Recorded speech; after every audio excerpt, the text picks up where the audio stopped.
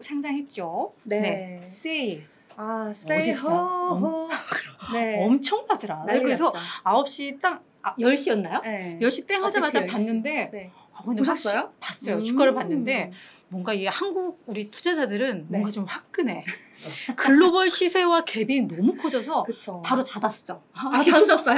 나 처음에는 나도 한번 사볼까 했다가 네. 이거는 안 되겠다 싶어가지고 안 돼. 닫았어. 안 돼. 어땠어요? 일단 그거를 이제 저희가 김치 프리미엄이다라고 그렇지. 이야기를 하는데 일단 업데이트 통해서 차트 함께 보도록 하겠습니다. 네. 어제 상장됐던 가격이 260원 정도였고 어제 일시적으로 가격이 860원까지 올라갔다 왔어요. 그러니까 하루 사이에 4배인데 이게 하루도 아니고 단 뭐 2-3시간 그래. 만에 가격이 4배 펌핑이 왔다가 다시 쭉 내려와서 지금은 상장가 그대로 지금 유지가 되고 있는 모습이죠. 놀랍게도 김치 프리미엄이 한때 80%까지 치솟으면서 글로벌 가격이랑 80% 실 차익이 있었다는 거죠. 그래서 어제 투자 유의를 결국 업비트에서 일시적으로 받았었고 어제 거래됐던 거래량을 추적해서 확인해 보니까 바이낸스가 이제 글로벌 최대 거래소이기 때문에 바이낸스 기준으로 많이 확인을 하는데 바이낸스보다도 국내 업비트에서 거래됐던 거래량이 무려 3배 가까이 높았다고 합니다. 그러니까 전 세계 사람들이 세일을 산 것보다 우리나라 사람들이 3배 많게 샀다. 그냥 사고 팔고 하는 게 그죠? 네. 그 정도로 우리나라에서는 세일에 너무 많은 관심을 보였고 근데 사실 왜 관심을 보이겠어요? 결국에는 성공 투자하고 싶어서, 그러니까 돈 벌고 싶어서 관심을 보이는 거잖아요. 그러니까 그만큼 우리나라 사람들이 얼마나 코인으로 전전긍긍하고 있고 다들 물려서 희망이 없으니까 저걸로라도 어떻게 좀 해보자. 어떻게든 뭐라도 해보려고. 네, 그래서 수치적으로도 뭐 갑자기 김치 프리미엄 80%의 거래량은 3배를 넘었다라는 말이 나왔는데 저는 보면서 조금 착잡하더라고요. 그러니까 얼마나 우리 투자자분들께서 진짜 마음 둘 곳이 없으면 아니 근데 저 그쯤에 들어간 분들은 어떻게 해? 어쩔 수 없죠 뭐.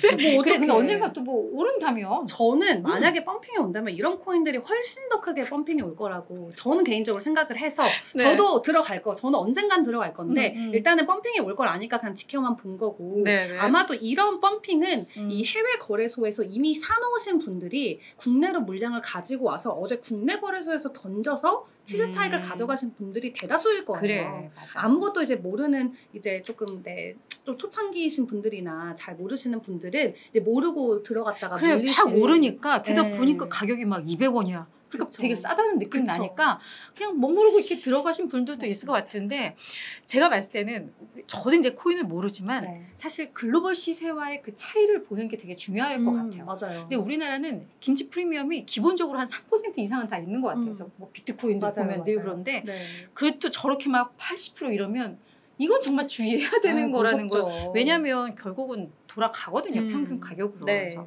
이런 건 정말 초보자분들도 그냥 800원이면 싸네? 이게 아니라 글로벌 시세와의 차이들을 좀 봐야 될 것 같아요. 그죠? 네. 어쨌든 세이는 우리나라 기준으로 어제 또 한 차례 크게 이제 한탕하고 가셨고 콧물 나올 뻔했어. 약간 오늘 한탕이란 말이 좀 그런가? 표현이 좀 그런가요? 너무 아름다워서. 좀 크게 변화가 있었고 세이 같은 경우는 일단 상장되자마자 바로 코인마켓캡 기준으로도 시총 탑 10에 탑 100에 들었습니다. 시총 탑 100까지 한 번에 들어왔고 어제 하루 거래량 기준으로는 전체 암호화폐 중에서 7위까지도 올라갈 만큼 전 세계적으로 세일을 향한 관심이 폭발적이었다 생각해 주시면 될 것 같고 또 하나의 거래량 면에서 긍정적인 부분이 뭐냐면 바이낸스가 앞으로 지금 며칠이죠?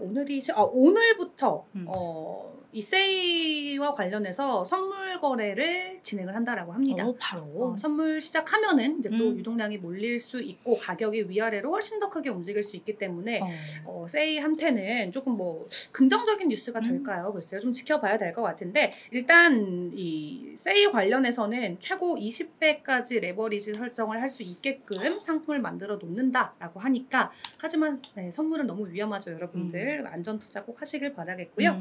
일단 또 여기에 추가적으로 워낙 어제 핫했다 보니까 벌써 세일 관련해서 막 무슨 디스코드 해킹 사태가 있고 지금 뭐 여기저기가 세일 자체의 네트워크의 해킹이라기보다도 그 암호화폐 프로젝트들을 런칭을 하면은 우리나라는 막 카카오밴드 막 이런 거 있듯이 디스코드라는 원래 게임하시는 분들이 많이 쓰는 채널인데 암호화폐는 프로젝트별로 디스코드 채널이 다 있어요. 그래서 투자자들끼리 이제 거기 들어가가지고 하면서 막 연락을 하는 거예요. 본사 사람들이랑. 나 이거 뭐 이렇게 생각하는데 넌 어떻게 생각하니? 난 이렇게 생각하는데 넌 어떻게 생각하니?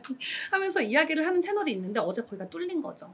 해킹을 당한 거죠. 네, 그렇기 때문에 뭐 암호화폐 블록체인 해킹 당한 게 아니라 디스코드라는 채널이 해킹을 당해서 그 안에서 어떤 잘못된 공지가 나갈 수도 있는 거잖아요. 갑자기 뭐 에어드롭 3%만 해주기로 했는데 갑자기 그러니까 거짓 정보가 나온다거나 뭐 에어드롭 뭐 얼마 해주겠다 막 이런 식으로 가격 선동할 수 있기 때문에 당분간 정식 공지가 있기 전까지 세이 투자하시는 분들은 그런 부분도 추가적으로 조심하셔야겠습니다. 네. 자, 이제 세이 얘기 다 정리가 됐고요. 네. 투자에 뭘 주의해야 되는 데까지도 전달을 해준 것 같고요. 자, 이제 오늘의 또 다른 이야기들, 뭐 이슈들도 좀 점검을 해보죠. 네. 일단 오늘 전반적으로 조금 각국에서 진행되고 있는 규제안들 관련해서 이야기를 잠깐 나눠보려고 합니다. 일단 간밤에 또 좋은 소식이 하나 전해졌죠. 코인베이스가 드디어 다시 한번 암호화폐 선물 거래를 진행을 합니다. 원래 했어요. 원래 했는데 미국에서 하지 말라 그래서 정부가 니네 선물하지 마 해가지고 취소했다가 지금 암호화폐가 코인베이스가 지금 승인 신청 2년 만에 결국 암호화폐 선물 상장이 가능해진 상황인데 코인베이스는 워낙 근본이 있는 암호화폐 거래소이기 때문에 이런 거래소에서 선물 거래가 진행이 된다면은 조금 더 뭐 사실 어느 거래소에서 선물하는 게 뭐 중요할까 싶긴 하겠지만 일단은 조금 더 안정적으로 거래할 수 있는 하나의 거래처가 뚫렸다라고 생각해 주시면 될 것 같고 그럼에도 불구하고 여전히 이 암호화폐 과세와 관련된 부분도 이슈가 되고 있습니다. 이 암호화폐 과세가 우리나라 같은 경우는 진작에 시행이 됐었어야 되는데 정권이 바뀌면서 계속 밀리고 있어요. 진작에 시행이 됐어야 되는데 자꾸 국민 눈치 보면서 그럼 1년만 저희가 더 미루겠습니다. 그치. 하다 보니까 계속 밀어나서 아직까지도 시행이 안 됐죠. 미국 같은 경우도 지금 비슷한 분위기인데 이 지금 어쨌든 기업들의 규제 명확성과 관련해서 과세 문제가 명확해지지 않으면 기업들이 적극적으로 투자하기 어렵다 이거예요. 이런 제도적인 부분이 먼저 자리매김이 돼야 되기 때문에 SEC랑 CFTC가 계속 신경전을 벌이고 있는 상황인데 이제 그거 그만해라 이거죠. 이제 그만 신경전 벌이고 빨리 주무부처를 정해라. 캐나다 같은 경우는 이미 주무부처를 정한 상황이죠. 그래서 이런 입장도 나왔었고 미국의 CFTC 위원장 같은 경우는 우리가 지금 암호화폐 규제하려고 한다. 준비하고 있다. SEC와 협력할 거니까 기다려라. 라고 어제 팟캐스트 통해서 이야기를 했습니다. 원래는 SEC가 거의 독점적으로 진행을 하고 있는 시장이었는데 상품 특성상 이게 다 증권이 아닌데 왜 증권거래위원회가 혼자 규제를 하냐라고 그렇지. 해서 상품선물위원회가 어느 정도 권한을 가져가야 된다라고 지금 계속 이야기를 하면서 둘이 싸우는 거예요. CFTC랑 SEC랑 증권이냐 상품이냐 계속 싸우는데 일단 어제 CFTC 위원장은 조금 약간 화해의 제스처 함께 협력을 해보겠다. 근데 얘네들은 약간 더 약해요. CFTC가 그렇지. 암호화폐 안에서 조금 더 입지가 약하다 보니까 어떻게 보면 약간 을처럼 작용되고 있고 CFTC는 SEC한테 같이 협력하자라는 입장이면 SEC는 우리가 관할권자고 우리가 암호화폐를 주관할 수 있는 제대로 된 부처고 이제 이런 입장인 거예요. 그래서 일단은 다시 한번 SEC랑 CFTC랑 같이 좀 협력을 하겠다라는 입장이 내부적으로 나왔고 홍콩 같은 경우도 자산조사국을 아예 만들었어요. 새로.